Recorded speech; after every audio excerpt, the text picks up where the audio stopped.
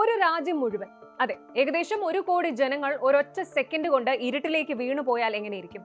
മൊബൈലിൽ ചാർജ് ഇല്ല, കുടിക്കാൻ വെള്ളമില്ല, പാചകം ചെയ്യാൻ ഗ്യാസ് ഇല്ല, ആശുപത്രികളിൽ സർജറികൾ വരെ കൂട്ടത്തോടെ ക്യാൻസൽ ചെയ്യുന്നു. അയൽരാജ്യമായ ക്യൂബയിൽ ഇപ്പോൾ സംഭവിച്ചുകൊണ്ടിരിക്കുന്ന കഠിനമായ യാഥാർത്ഥ്യം ഇതാണ്. ക്യൂബയുടെ നാഷണൽ പവർ ഗ്രിഡ് പൂർണ്ണമായും കൊളാപ്സ് ആയിരിക്കുകയാണ്. രാജ്യം ചരിത്രത്തിലെ തന്നെ ഏറ്റവും വലിയ ബ്ലാക്ക് ഔട്ടിലൂടെയാണ് കടന്നു പോകുന്നത്. വെറുതെ ഒരു പവർ കട്ട് അല്ല ഇത്. ഇതിനു പിന്നിൽ അമേരിക്കൻ പ്രസിഡന്റ് ഡൊണാൾഡ് ട്രംപ് കൊടുത്ത വമ്പൻ പണികളുണ്ട്. എന്താണ് ക്യൂബയിൽ യഥാർത്ഥത്തിൽ നടക്കുന്നത്? ട്രംപിന്റെ ഓയിൽ ബ്ലോക്കേഡ് ക്യൂബയെ എങ്ങനെയാണ് തകർത്തത്? നോക്കാം. തിങ്കളാഴ്ച ഉച്ചയോടുകൂടിയാണ് ക്യൂബയിലെ നാഷണൽ ഇലക്ട്രിക് സിസ്റ്റം പൂർണ്ണമായും പ്രവർത്തനരഹിതമായത്. ഗ്രിഡ് പൂർണ്ണമായും ഡിസ്കണക്ട് ആയതോടെ 10 മില്യൺ, അതായത് 1 കോടിയോളം ജനങ്ങൾ കരീബിയൻ ചൂടിൽ കറണ്ട് ഇല്ലാതെ വലയുകയാണ്. കഴിഞ്ഞ കുറച്ച് മാസങ്ങളായിട്ട് മണിക്കൂറുകളോളം നീളുന്ന ലോഡ് ഷെഡിങ്ങും അവിടെ പതിവായിരുന്നു. രാജ്യത്തിന്റെ 2/3 ഭാഗവും ഓൾറെഡി ഇരുട്ടിലായിരുന്നു. അതിനിടയിലാണ് ഇപ്പോൾ ഈ ഒരു ടോട്ടൽ കൊളാപ്സും ഉണ്ടായത്. Living like this is agony, ഇങ്ങനെ ജീവിക്കുന്നത് കടുത്ത പീഡനമാണ് എന്നാണ് ഹവാനിലെ ജനങ്ങൾ മാധ്യമങ്ങളോട് പറയുന്നത്. കറണ്ട് ഇല്ലാത്തത് കൊണ്ട് വെള്ളമില്ല, വൈഫൈ ഇല്ല, ജോലി ചെയ്യാൻ പറ്റുന്നില്ല. അരി വേവിക്കാൻ പോലും കൽക്കരി വാങ്ങേണ്ട അവസ്ഥയിലാണ് സാധാരണ ജനങ്ങൾ.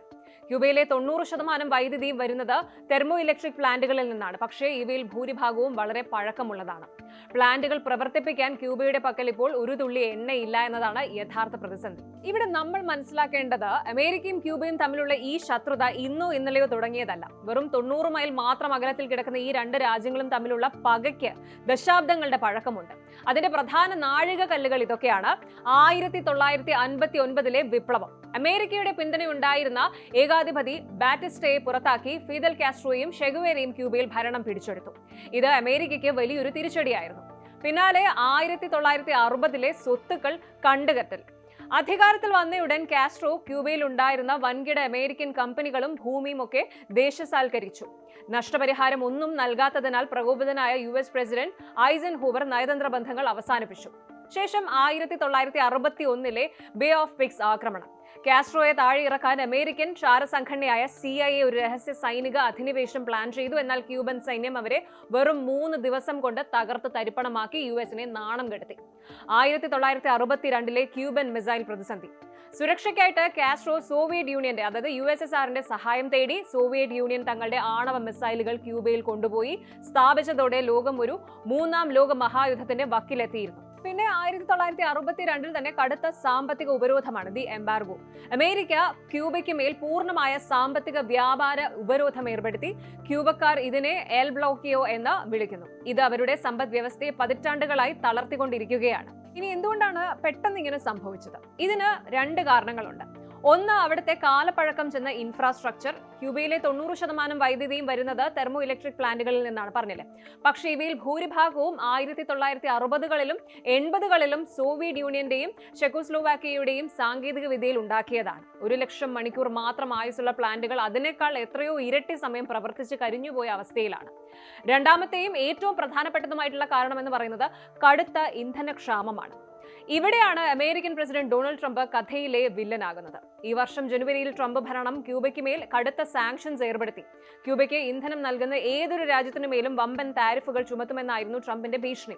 ഇതോടെ വെനസ്വേലയിൽ നിന്നും മെക്സിക്കോയിൽ നിന്നുമൊക്കെ ക്യൂബയിലേക്ക് വന്നിരുന്ന ഓയിൽ ഷിപ്മെന്റുകൾ പൂർണ്ണമായും നിന്നു. ക്യൂബയ്ക്ക് ആവശ്യമുള്ള ഇന്ധനത്തിന്റെ 40% മാത്രമാണ് അവർ സ്വന്തമായിട്ട് ഉൽപ്പാദിപ്പിക്കുന്നത്.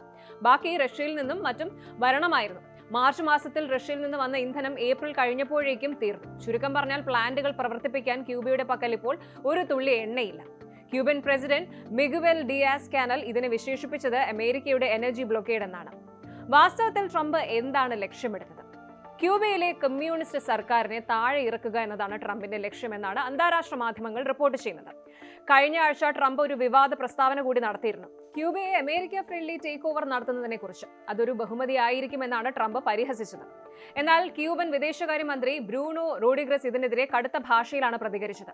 UN ജനറൽ അസംബ്ലിയിൽ US-ന്റെ ഈ ആക്രമണത്തിനെതിരെ ക്യൂബ ശക്തമായിട്ട് വാദിക്കാൻ പോവുകയാണ്. ഒരു വിദേശ രാജ്യം അടിച്ചേൽപ്പിക്കുന്ന ശ്വാസം മുട്ടലിന് മുന്നിൽ ഞങ്ങൾ കീഴടങ്ങില്ല. ചോരപ്പുഴ ഒഴുക്കുമെന്ന ഭീഷണിക്ക് മുന്നിൽ ക്യൂബൻ ജനത തളരില്ല എന്നാണ് അദ്ദേഹം സോഷ്യൽ മീഡിയയിൽ കുറിച്ചത്.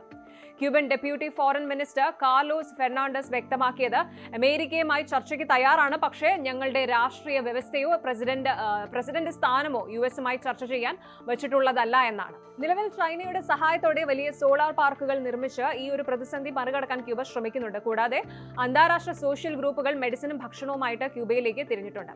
എങ്കിലും പൂർണ്ണമായ ഒരു മാറ്റത്തിന് $10 ബില്യൺ നിക്ഷേപമെങ്കിലും ക്യൂബയ്ക്ക് വേണം. ഒരു വശത്ത് പവർ ഗ്രിഡ് തകർന്ന് ഇരുട്ടിലായ ജനങ്ങൾ, മറുവശത്ത് അമേരിക്കയുടെ കടുത്ത രാഷ്ട്രീയ സമ്മർദ്ദം. കൂടുതൽ വാർത്തകൾക്ക് News 18 Keralam YouTube channel subscribe ചെയ്യുക.